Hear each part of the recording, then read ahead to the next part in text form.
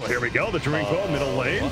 Wyvern assistance, but yeah, where's the damage? They don't really have a lot of damage right here. And Nine's like, okay, we want to fight. Let's fight. Unfortunately, cannot connect with his Aether Remnant, but still, he survives. Yeah, he's like, I can do subpar abilities too. Big difference between Coil and Aether Remnant usage there, though. One misses, what do you do? The other misses. What do I now do for quite a while? Well, Ori's going to try to get active bot lane. Black Hole doesn't connect on Ori, though. He's trying to connect on to both here. Exis is staying alive for the time being. Lucio through. They get the kill on Enigma first, and Ori might turn it into a double. Either way, a better exchange for Aster. Oh, and he picks up the courier on the way, adding insult to injury right there. Yeah, I mean, you understand what 3-3 was going for. That's definitely one of those unfortunate situations, and we do the bottle trade-off right here with the TP in middle lane, by the way. They're killing the Wyvern. They cap back, totem down, 3 seconds left. It is just going to run out of duration. Lift up on Ursa. This fight, not really truly initiating yet. Both teams very timid, but Ursa, is this the time? No. They've got Roar 1. They've got Roar 1. Okay, they can't. The Shaker's on the side. Re-jump in here. On the lone Druid in trouble to cut through, but saving grace there? No.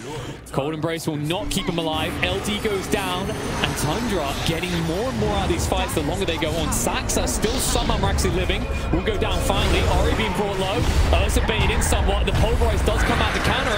Loser up through, and the Witness Curse used. Ursa killed off by his own teammates. Disruption is safe for a moment, but the follow-up damage will be able to finish him off.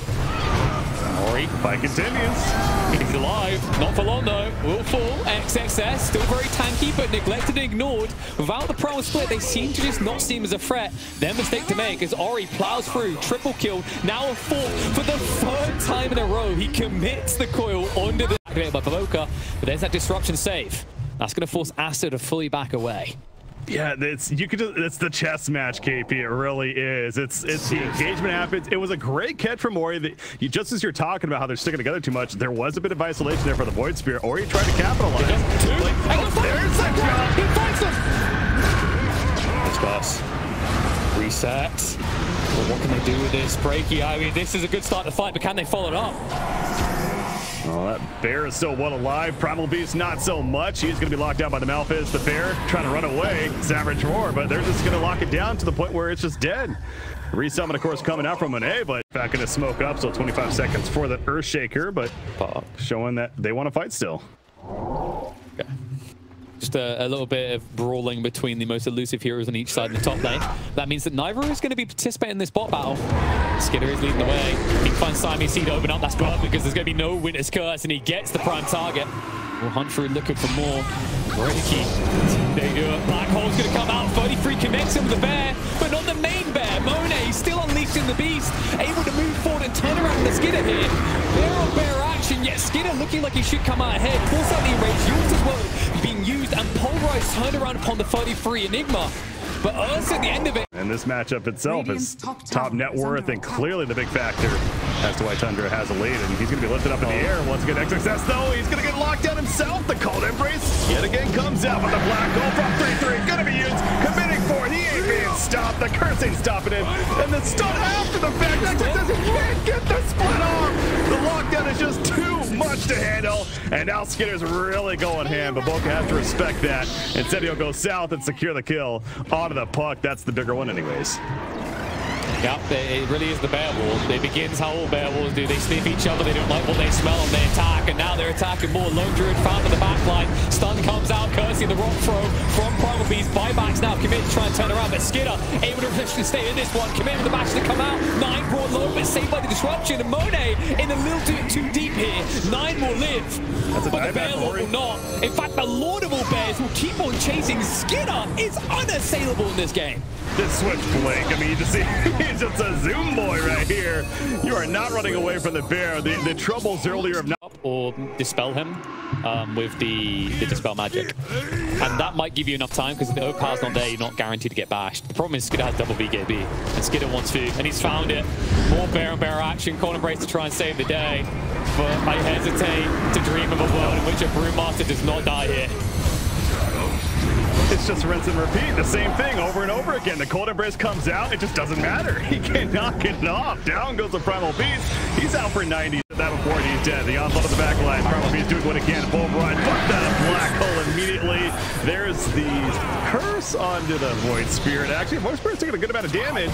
Will be lifted up, though. And eating that cheese, he's fine. Good to go. KP, they want the Spirit dead. Skitter's being kited. It's 7 seconds till the Aegis runs out. They know this as well. They've calculated for it. That's what they're waiting for. They can time this perfectly. It's going to be so close. Skitter, he's the live. Aegis is gone. And the bear is dead. Skitter chases even deeper, tries to commit. The roots are coming out, but he cannot lifesteal through a... Let's kind of step back a little bit here, KP. I mean, I'm not sitting here and saying Aster all of a sudden is making the comeback of the century, but... Hey, they have a good reason to stay in this game. Hey, it could happen, you never know, but they have good reason to stay in this game now, is what I'm getting at. Hey man, you commit to the idea they're going to win, and then maybe you'll get a shirt for it, but also caster curse is a thing. Ori! Hits on Void Spirit. There's a disruption, immediate save. Skiter now turning his attention back to little Rulings there. 3-3 in the back lines. He does have the black hole now. Actually just came back up. So be aware of that possibility. Yeah, they're really keeping it alive. Brewmaster coming back together though, and here's that initiation from BoBoKa, but now Brewmaster, he's dead and he's out for 80. Ori not buying back during all of this. Very much so worth highlighting there. Yeah, at that stage, the split's already been committed. There's nothing left to do. Like, that was your Brew caught completely out of position. If Ori was going to buy back, it had to happen before he was even forced staffed out of the base. And that's the key detail, by the way. That was an aggressive force staff coming out. They pushed him off of the high ground. And that stage, they were doing everything to keep him alive. But now the jumping comes through. Echo Slam committed. Wyvern gone instantly. Just like, you need something for this. They know they can't go to Ursa because he has the refresher. Instead, they're going to be committed upon Monet, saved by the corner brace. Black Hole does get forced out. Only on a BoBoKa, though. The follow-up looking good. Winners goes to count this out, trying to keep Monet alive and get him away. Tries to just go to the true form, but the Black Hole follow-up connects on the lone group. Monet is going to go down, dead for 100 seconds. He does at least have the resummon, but he doesn't have the goal for the buyback. And Tundra will know it, because if he did, it would be committed. Instead, they can commit to the base and look to turn this into a win. It's crazy that Tundra isn't able to truly finish this just yet. Props to Aster for hanging in here some way, somehow. But it does seem like the end may actually be near this time. The Cold Embrace of Dagon, there's the nuke for the dieback side to really go beeline and finish this game now. But yeah, I mean, yeah, credit to Aster for making this take forever. They are certainly the delay masters, but I think Tundra may have their opening now. Oh man, and LD, like LD could have equipped the Philly Stone.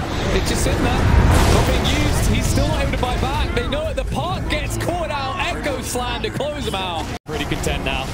Bear gets caught out. Lone Druid, he just summoned that as well. So no Bear for 70 seconds. That is going to be Megas, and Tundra might even just try to end the game. Yeah, well, I think they've been trying to end the game for the last 20 minutes. It's just Aster's been very stubborn about it.